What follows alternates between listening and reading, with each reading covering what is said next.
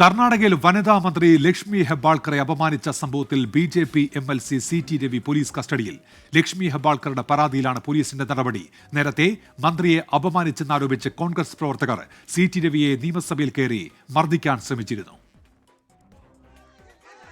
ഇന്ന് ഉച്ചയോടെയായിരുന്നു ശീതകാല സമ്മേളനം നടക്കുന്ന ബലഗാവിയിലെ സുവർണ വിധാൻ സൗധയിൽ നാടകീയ രംഗങ്ങൾ. അമിത്ഷായുടെ അംബേദ്കർ പരാമർശത്തിൽ ബി.ജെ.പി. കോൺഗ്രസ് അംഗങ്ങൾ തമ്മിൽ രൂക്ഷമായ വാക്പോര്. സഭ പിരിയാനൊരുങ്ങുമ്പോഴായിരുന്നു വനിതാ മന്ത്രിക്കെതിരായ ബി.ജെ.പി. അംഗം C.T. രവിയുടെ മോശം പരാമർശം.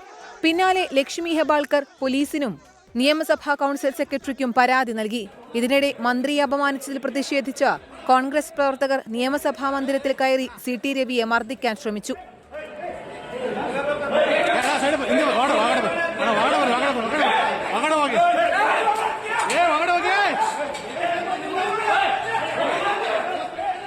മന്ത്രിയുടെ പരാതി വ്യാജമെന്ന് C.T. രവി.